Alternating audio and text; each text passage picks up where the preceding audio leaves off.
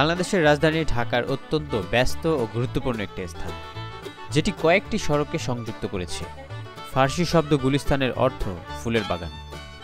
সরকারিভাবে এ নামের কোনো স্থান না থাকলেও এ নামটি এসেছে একটি প্রখ্যাত সিনেমা হল গুলিস্তান থেকে, যেটি 1953 সালে প্রতিষ্ঠিত হয়েছিল। ব্রিটিশ আমলে এলাকাটি ছিল ঢাকার প্রাণকেন্দ্র। 1955 সালে গুলিস্তান হলের উপরতলার নাচ সিনেমা হল চালু হয়। স্বাধীনতার পর হলটি পরিত্যক্ত সম্পত্তি হিসেবে মুক্তিযুদ্ধ কল্যাণ ট্রাস্টের অধীনে যায় এবং 2005 সালে তা ভেঙে একটি নতুন শপিং কমপ্লেক্স নির্মাণের কাজ শুরু হয়। বর্তমানে গুলিস্তান রাজধানীর একটি ব্যস্ততম বাণিজ্যিক কেন্দ্র, যেখানে পাইকারি ও খুচরা জামাকাপড়ের প্রচুর দোকান রয়েছে পাইকারি জুতার দোকান। এছাড়াও আছে এখানে ফুলবাড়িয়া বাস স্ট্যান্ড। একই সাথে আছে গুলিস্তান আন্ডারপাস, যেটি পাতাল মার্কেট নামেও পরিচিত। 4 দিক বিশিষ্ট এই আন্ডারপাসটি 3,43,00,000 টাকা ব্যয়ে 1997 সালে নির্মাণ করা হয়। এই আন্ডারপাসে রয়েছে 4টি সুড়ঙ্গের 2টি করে মোট 8টি প্রবেশ পথ ও প্রস্থান পথ। এটি ছিল নির্মাণের পূর্বে বাংলাদেশের বৃহত্তম আন্ডারপাস। বর্তমানে এই আন্ডারপাসটি মার্কেটে পরিণত হয়েছে, যেখানে রয়েছে 104টি দোকান। মার্কেটে মোবাইল ফোন বেচাকেনা এবং মোবাইল সারাইয়ের কাজ সকাল 10টা থেকে রাত 8টা পর্যন্ত চলে। এখানে আছে জাতীয় স্টেডিয়াম, যেটি আগে ঢাকা স্টেডিয়াম নামে পরিচিত ছিল।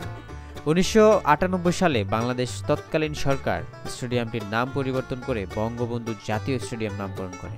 2025 সালে বাংলাদেশের অন্তর্বর্তীকালীন সরকার স্টেডিয়ামটির নাম পরিবর্তন করে জাতীয় স্টেডিয়াম ঢাকা নামকরণ করে। আগে স্টেডিয়ামে সব ধরনের খেলা অনুষ্ঠিত হতো, কিন্তু বর্তমানে স্টেডিয়ামটি শুধু ফুটবলের মাঠ হিসেবে ব্যবহৃত হচ্ছে। এ মাঠের ধারণ ক্ষমতা প্রায় 36,000। এছাড়াও এখানে রয়েছে গোলাপ শাহ মাজার, যে মাজারের পূর্বের নাম ছিল নিমগাছওয়ালা মাজার। পূর্বে মাজারটি একটি অস্থায়ী মসজিদ ছিল। এটি 1980-র দশকে ওসমানী উদ্যানের নিকট স্থানান্তরিত হয়। মাজারটি কবে উৎপত্তি হয়েছিল তা ইতিহাস এখনও সঠিকভাবে জানা যায়নি। গোলাপ শাহ নামের একজন আধ্যাত্মিক নেতার সমাধি রয়েছে এখানে, যিনি 19 শতাব্দীতে ইরাক থেকে ব্রিটিশ ভারতে এসেছিলেন। তবে ঔপনিবেশিকরা বলেন এ মাজারের স্থানে অতীতে অজ্ঞাত এক ব্যক্তির সমাধি ছিল এবং পরে লোকেরা এটি কোনো আধ্যাত্মিক নেতার সমাধি বলে বিশ্বাস করে জিয়ারত করতে শুরু করে। গোলাপ শাহ নামক এক ব্যক্তি সমাধির দেখাশোনা করতেন। পরে তার মৃত্যুর পর তাকে এখানে সমাধির পাশে সমাহিত করা হয়। ফলে লোকজন একে গোলাপ শাহ মাজার বলেই ডাকতে শুরু করে। একই সাথে এখানে টাকা বেচাকেনার দোকান রয়েছে। পুরনো টাকার বিনিময়ে নতুন টাকার পাশাপাশি একটু বেশি টাকার বিনিময়ে টাকাও পাওয়া যায়। পাশাপাশি অনেকে এখানে বৈদেশিক মুদ্রাও ভাঙিয়ে নিয়ে যান। এই টাকার ব্যবসাটি 50 বছরের বেশি সময় ধরে চলে আসছে। এছাড়াও এখানে রয়েছে বাংলাদেশের জাতীয় মসজিদ বায়তুল মোকাররম, যেখানে একসাথে 30,000 মুসল্লি নামাজ আদায় করতে পারে এবং এটি নির্মাণ সম্পূর্ণ হয়েছিল 1986 সালে।